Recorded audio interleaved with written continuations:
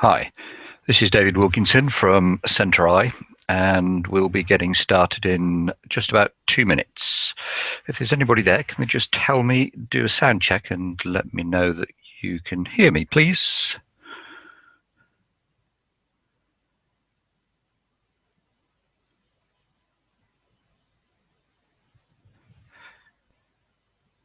Great. Can you hear me, Gavin?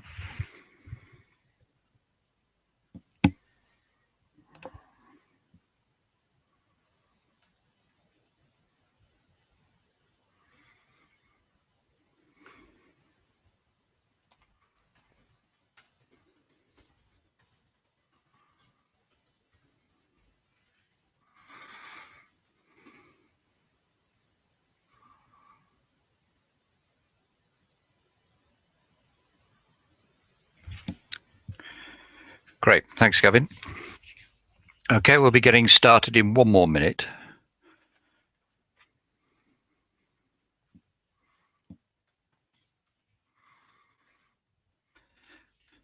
While we're waiting for the minute and for 7 o'clock to arrive, if you want to ask any questions, you'll notice the chat. You just need to type the questions in there and I can respond to them. This is a live broadcast, so that I can react to you fairly immediately once I've finished what I'm talking about, obviously. And we'll get going in a minute.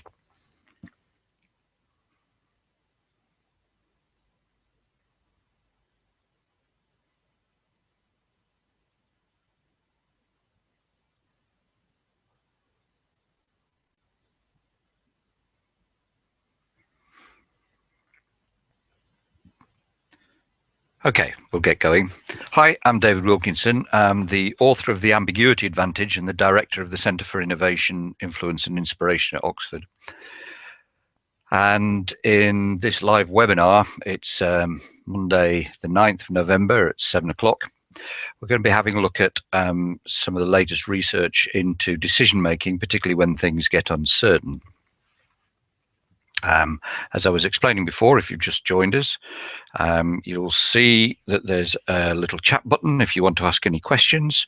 Because it's live, you just ask the questions there, and then either I can reply to you through the chat or I can just talk to you and answer your question.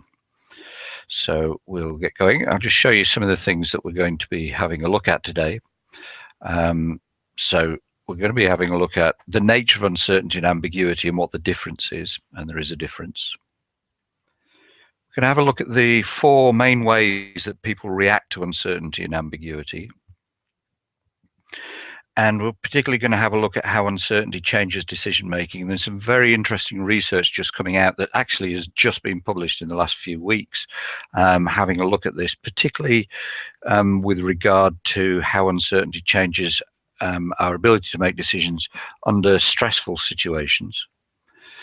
And then what you can actually do about it, how you can actually train people to develop a better response to decision making under uncertainty. And then, yeah. So I just want to show you a quick bit of research that I did a few years ago. This was between 2001 and 2007, and I was having a look at problem solving and decision making in ambiguous situations. And what I did was I went out and interviewed 161 leaders in 42 different organizations. Now, the photograph that you see there on this slide is actually the Challenger space shuttle exploding. And this is a real world example of a catastrophic set of decisions that were made under situations of uncertainty to send the space shuttle up. Now, what actually happened was that the shuttle had experienced lower than normal temperatures on the launch pad. And one of the engineers had started to raise concern about this and said that the O-rings, these are rubber rings that go around the main rocket, had not been tested under these circumstances, and that the launch should be aborted, basically. he went around showing people that actually, it was unsafe to take the launch. And what happened was, not only was he sidelined, his slides were taken off him, and he was effectively sacked, basically, for making this intervention. The powers that be then made the decision that the launch should go ahead, and we all know what the result of that was.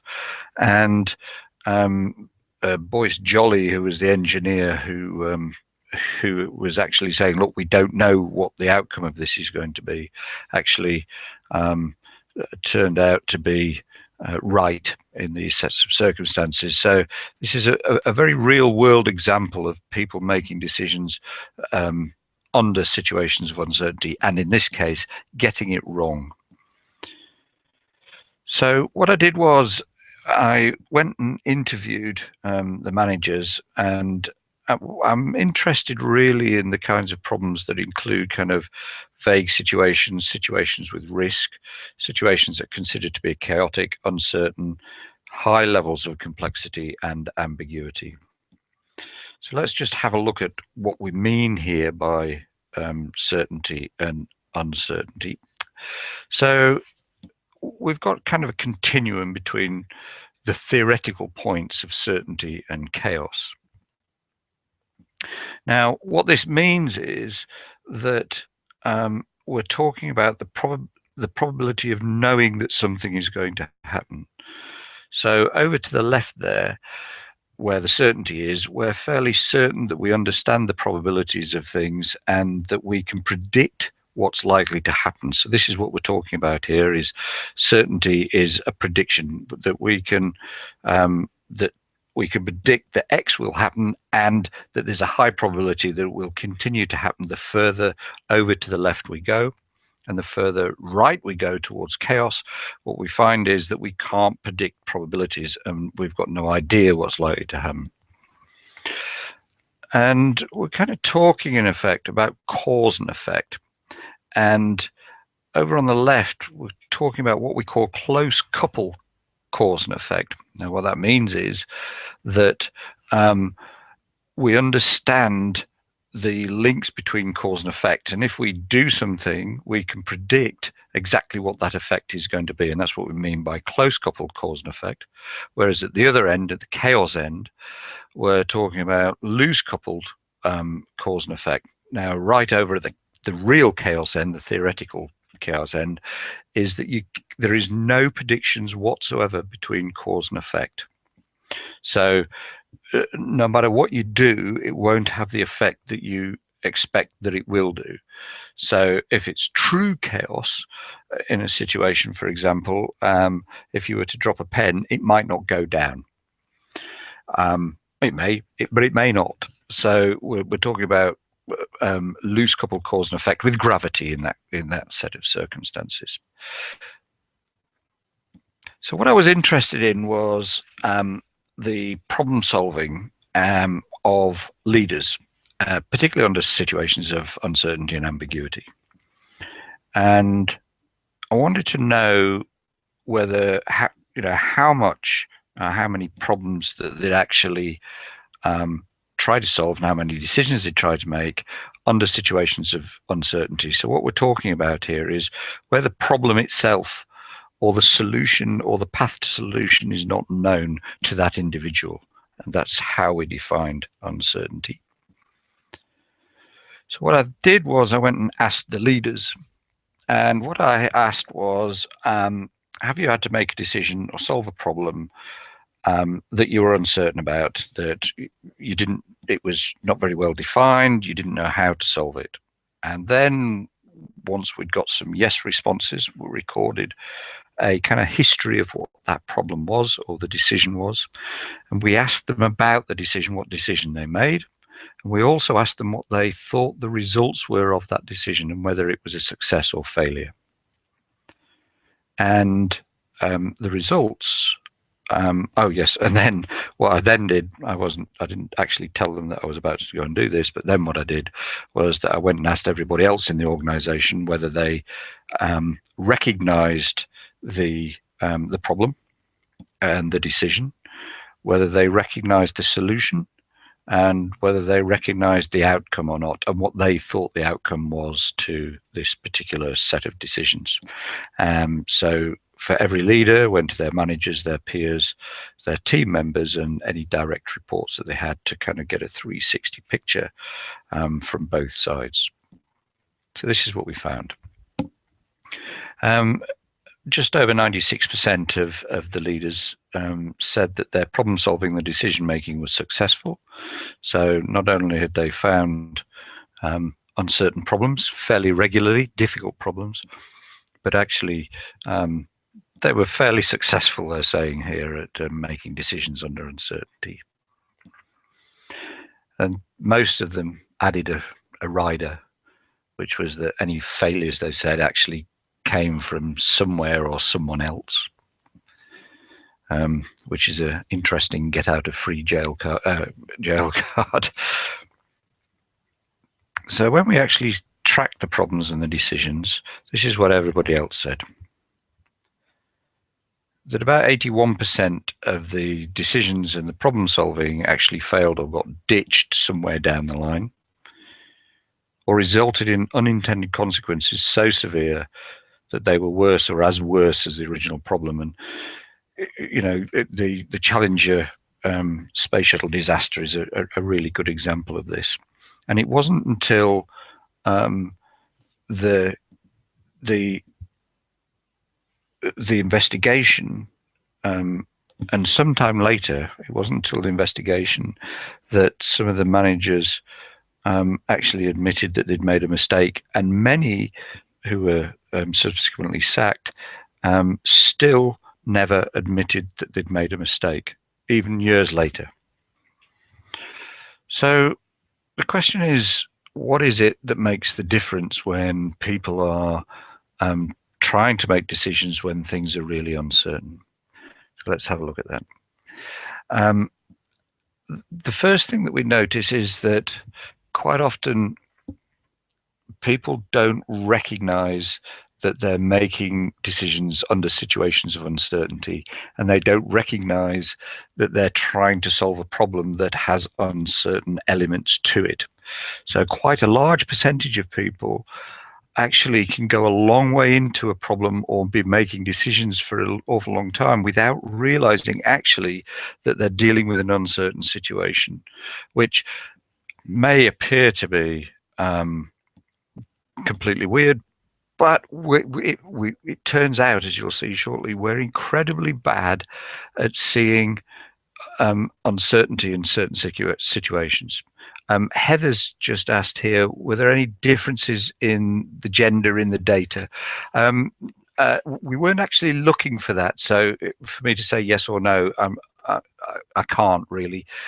However, there is some data, which I'll come back to a little bit later on, that's been looking at decision making under situations of stress and risk.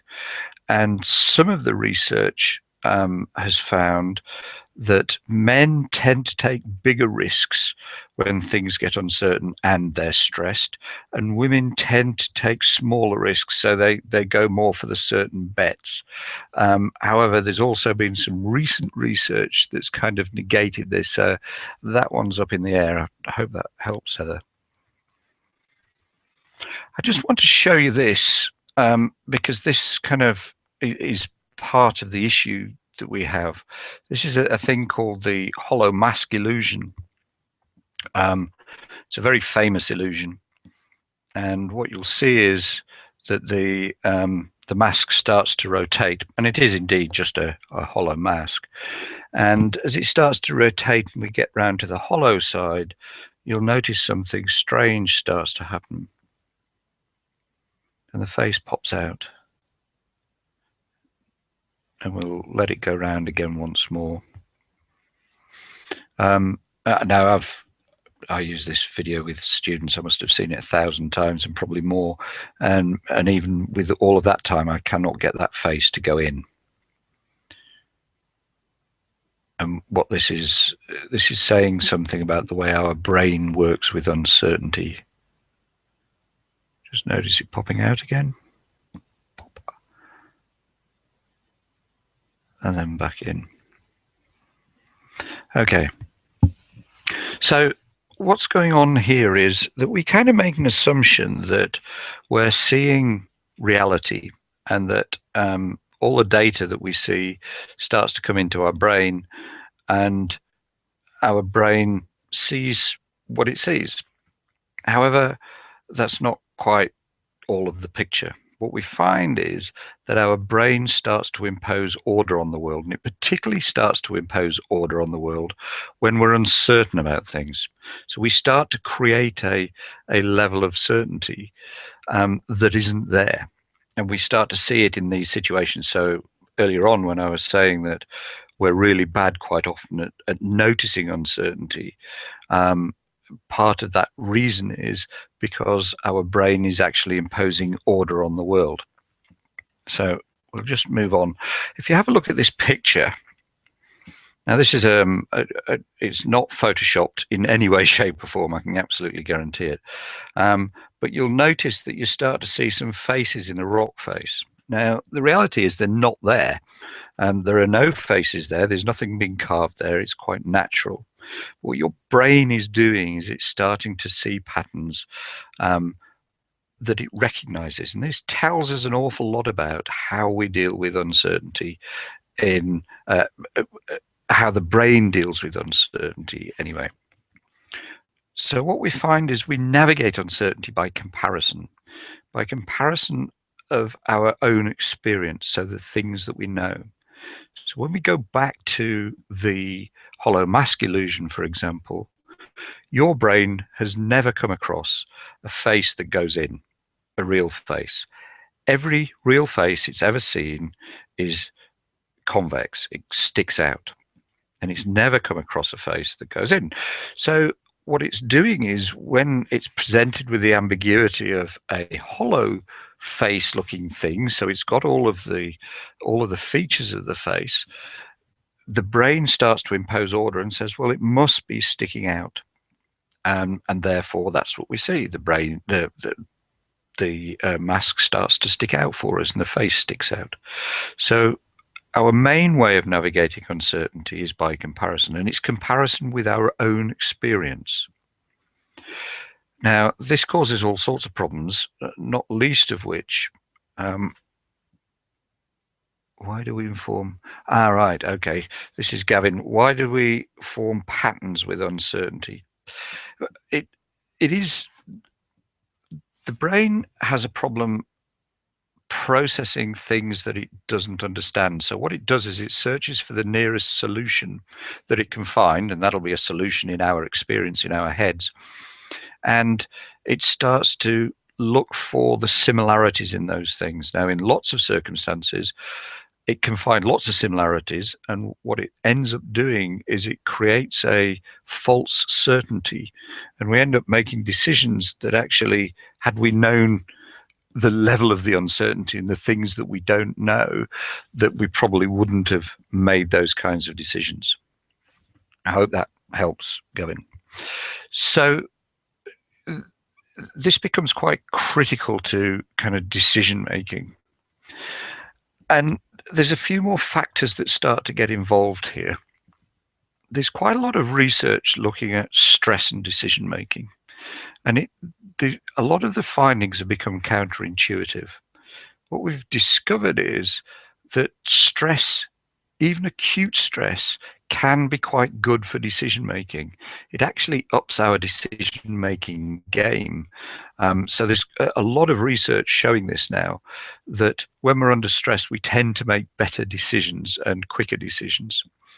However, what we're now finding is that that's only the case in situations of near certainty, where we've got a lot of experience in the situation and we're quite comfortable and things are normal.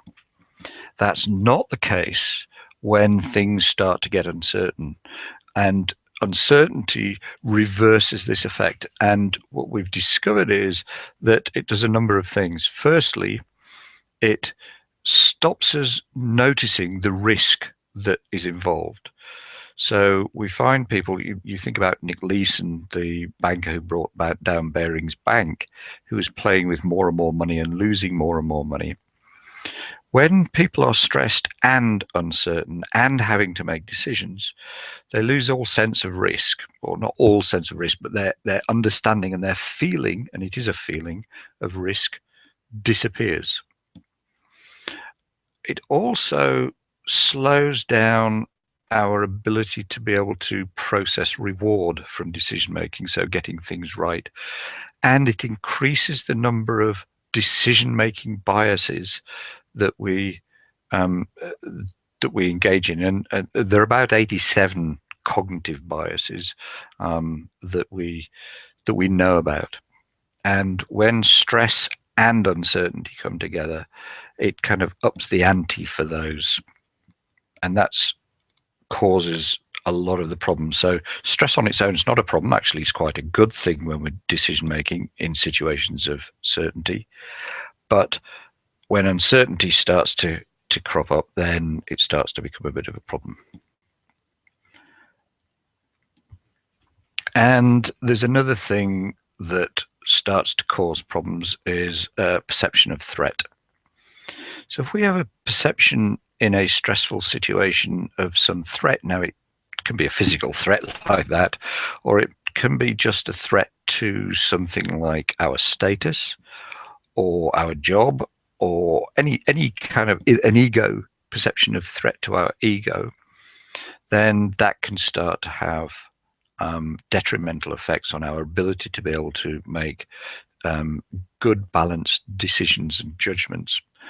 And we're quite likely to start to go into threat reduction behavior, and the decisions are more likely to come out of that threat reduction behavior than anything else. And some recent research has also found that this is the case whether it's conscious or an unconscious perception of threat. And what we mean by that is whether the person is aware that there's that they feel under threat, or they are not aware that they're under threat. Now you wonder, how can that be? And the experiments that have been done in fMRI scanners, where they've given people problems to solve, and they've asked them whether they felt under threat or not, at the same time as looking at the areas of the brain that kind of light up to threat. And what they've found is this, that we can actually have an unconscious perception of threat that we don't know about consciously, but is working away on the inside, causing problems.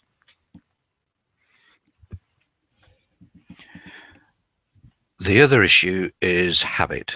And what we mean by here is how our habits of dealing with threat and our habits of dealing with anxiety. So what kind of mechanisms do we click into as a habit? And most of us do. We tend to have the same kinds of habits that we click into. Now, those habits also predict what a person is likely to do when they're making decisions under situations of uncertainty, and especially when there's stress and threat involved. So let's have a quick look at some of the responses to uncertainty. There, as I said, there are 4 responses. The first set of responses are what we call technical responses. These are people who really don't see uncertainty very often. They're very certain about their certainty, and they tend to engage in things like displacement behavior when things get uncertain, doing something else that's comforting, for example, playing games and things like that. Flight behavior, they're avoidance behaviors. Freezing behaviors, now that can either be actually freezing, not doing anything, or freezing in as much as keep doing the thing that you were doing before and not altering it, even though the environment's suggesting that you should be altering it. Aggression, frustration, those kinds of behaviors start to come out, particularly when things get uncertain with this group of people. And we get denial, complete denial of the uncertainty, but denial of the new reality, very frequent. And people, again, going back up to the top one about certainties, they start to create a new imposed certainty, and usually one that feels comforting but isn't real. The second group, and this is the most populous group, have a heightened awareness. They know that it's uncertain and they don't like it. It doesn't feel nice. And what they start to do is start to do things to reduce the discomfort. So they'll be making decisions to feel better rather than actually making decisions about the issue to make a good decision, if you see what I mean. And they try to reduce uncertainty, ambiguity, and conflict by simplifying things, having rules, frameworks, things like that, and cooperative strategies. And what I mean by that is they'll ask other people. So, and you see this, you know, you go to Amazon, for example, and you're looking for a book and you're uncertain which book. A lot of people put an awful lot of store on the stars that they see. And this is what we mean by cooperative strategies. We pay an awful lot of attention to what other people are saying, and we can be swayed by that very easily, particularly under situations of uncertainty. And then obviously creation of rules and policies, because that's reducing the uncertainty. The third set of responses to uncertainty are these people will notice the uncertainty and ambiguity quite often. They're quite good at adapting to the situation, and they are very interested in change, which this is a big part of. Largely of other people, they're not too keen on change themselves, but they're very good at noticing it and dealing with it with other people. They tend to go for a consensus approach to things. They want everybody to be aligned. They'll talk a lot about aligning values, which is a way of dealing with the uncertainty. And what they're trying to do is resolve the uncertainty in order to kind of bring things as they see it back to balance. And then the last and the most unusual, about 2% of the population are here, like uncertainty and like ambiguity. In fact, they're worried if it's not present. They start to think that there's something wrong, because to them, the world is a world of uncertainty. The way they deal with it is, and they tend to deal with it quite quickly, is they look for emergent properties and patterns, but they're looking for new patterns, not based on old behaviors. Gavin's just asked how much of this is learned behavior. Quite a lot of it. Most of it's to do with outcomes, so the outcomes that they've got and how much threat they feel under. So we tend to find further down the line towards the first set of behaviors, people can feel under threat quite quickly, and at this end, people feel under threat very rarely from anything. They're very emotionally resilient, these people. So it is learned behavior, but it's learned based on affect or emotion. The other thing is these people spend an awful lot of time trying to find out what the problem is before they make a decision. And I mean an awful lot of time. Usually what we find is most people spend between 5 to 10% of their entire time just trying to define what the problem is, and the rest of the time trying to solve it and then put into action those solutions. These people turn that on the head. They'll spend about 80% of their time not happy that they've got the right definition, that they understand and they're seeing reality. They will assume they're not seeing reality, which is completely the other way around to all of the rest of the groups. And they're big on diversity of thinking. So they want more different views. They want conflict. Not conflict as in aggression, but they want to see those different views, because those different views may give them an angle in, which is quite a unique way of seeing. I say only about 2% of the population see this.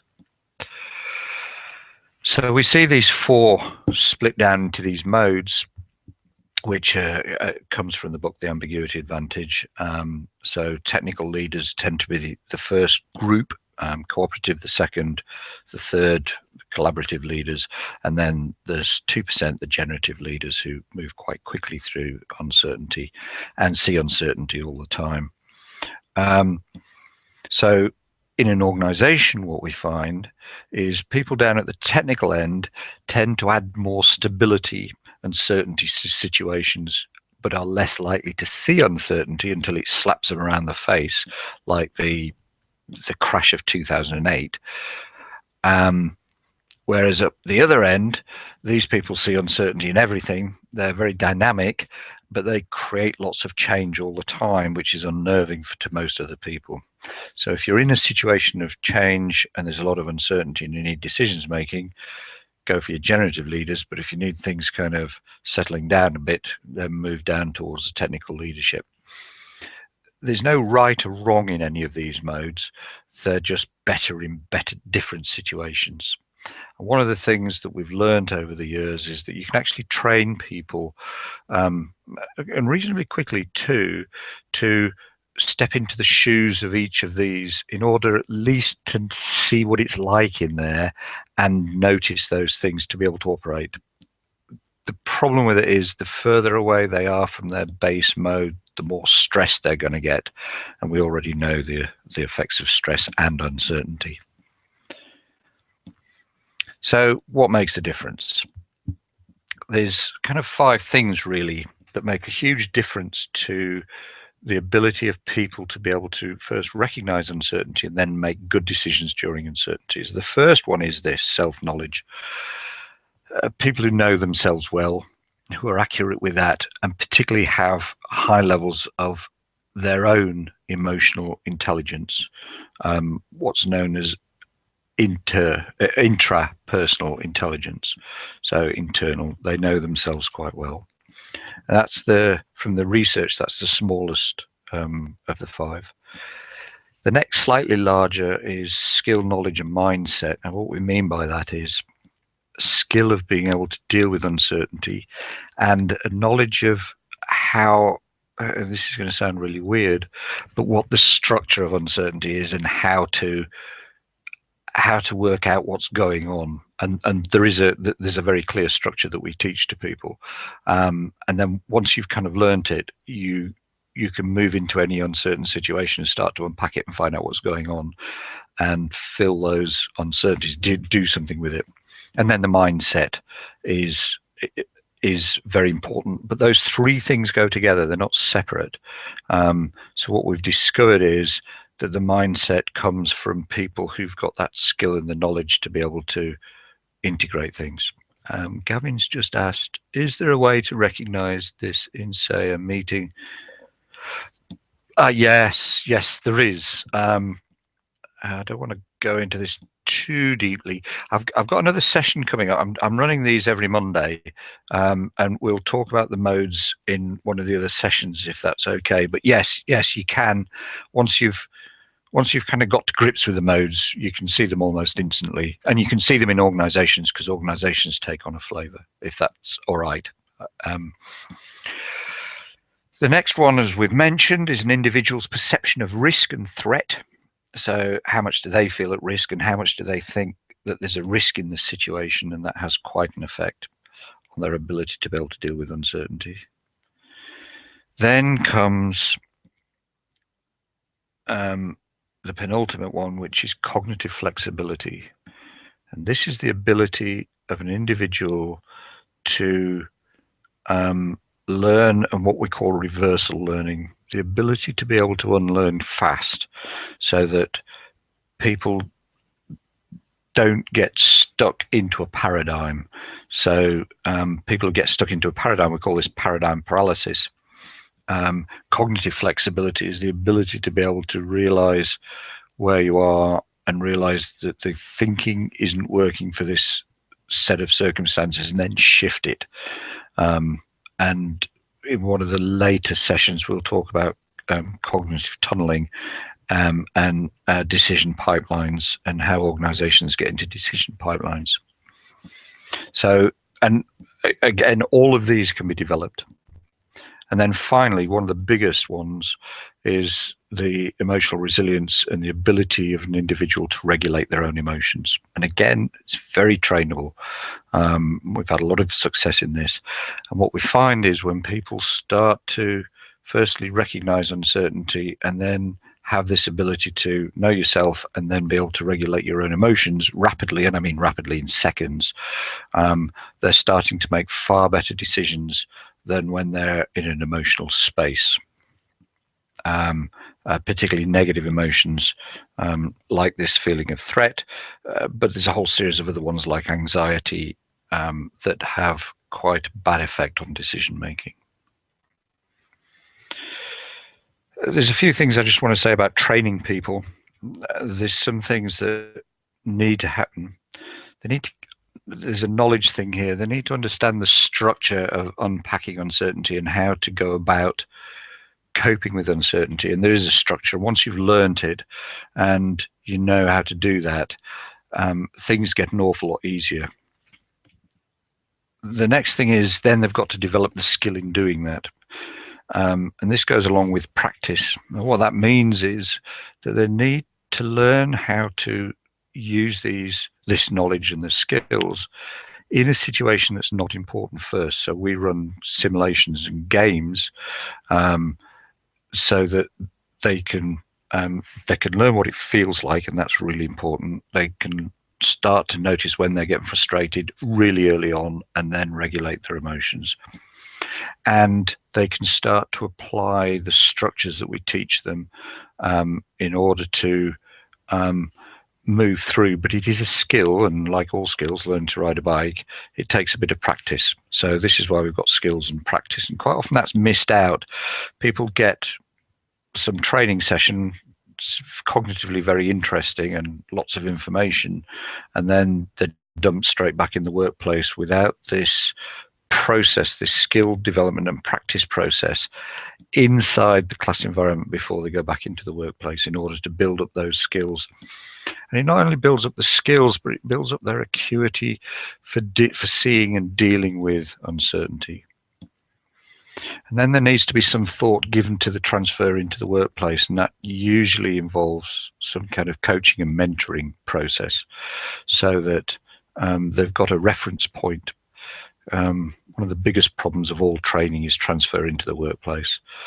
And without some kind of robust processes there, what we find is that this tends not to have the effect that you want. And then finally, in the workplace, when they're actually doing it, this partly is to do with coaching and some kind of contact with somebody. Communities of practice really work well here.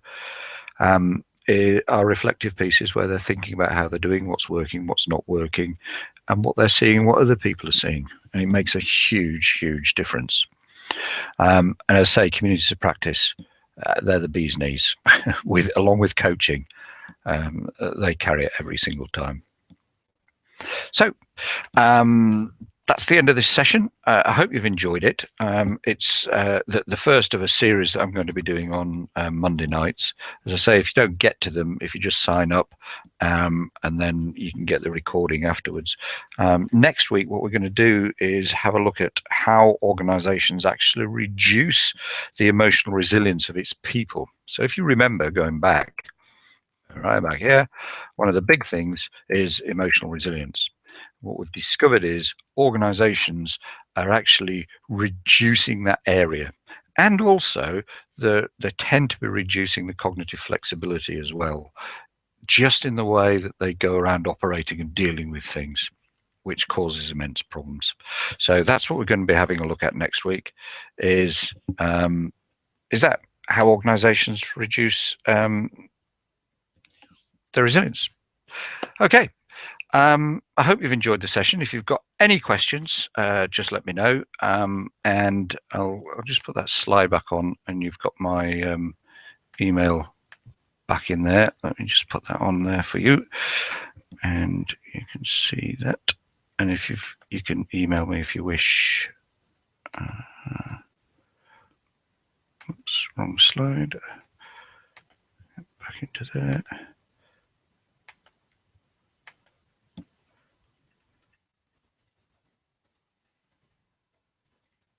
leave you with my email address.